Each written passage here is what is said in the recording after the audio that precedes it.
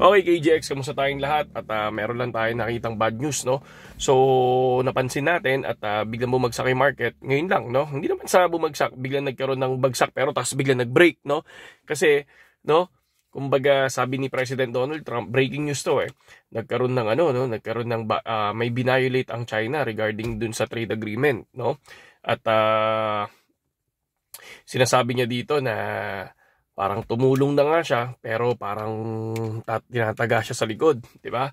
And then ngayon biglang huminto yung drop ng market kasi inaayos nila through phone call, no? So tingnan natin kung anong possible na mangyari. So far, kapag nag-drop ang market, ganoon lang talaga, magba-buyback lang talaga ako. Yun lang yung gagawin natin diyan. Then titingnan ko, doon na ako magka-cut loss kapag nakita ko na medyo pangit na, cut loss na ako dyan. So, bukas, mag-grab tayo Saturday, no? So, ingat lang mga kapatid. And may nakita din ako na may nag-withdraw ng Bitcoin, no? Over 400 million worth ng Bitcoin from Binance to wallet. So, syempre, nagtatago na sila ng mga Bitcoin nila, no? Sabi ko nga, kung spot trader ka, wala yan. Talagang itatago mo lang yan. Wala kang pakialam sa news, no? Sabi nga nila, ano lang yan, lahat ng mga spot trader, no? Yung mga nag-iimbak ng Bitcoin, wala yan. Lalagay lang nila yan and then hihintayin nila yung sa loob ng 5 years, hayaan lang nila yan, tapos titingnan nila kung ano mangyayari. Kasi di ba tunog-tunugan, ang Bitcoin possible mag 1 million daw eh. 5 to 10 years, parang ganun yung sinasabi nila. So, baka malay natin, mangyari yun, no? Kaya nga ako pagdating ng bear market, talagang mag-iimbak tayo mga kapatid. And then, ano pa ba yung mga news ngayon?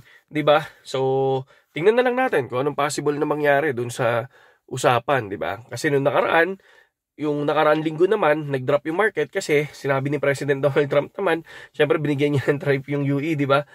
UE o EU, di ba? So 50% nag-drop yung market. Tapos biglang nung pagdating ng Sunday or Monday, biglang sinabi nila na cancel, no? Sa July na lang daw, sa July 9 na lang daw. Kaya biglang lumipad naman yung market ngayon. Kaya expect natin yung volatility mga kapatid, no? So kaya ngayon medyo sabi ko nga nag-copy trade sa akin.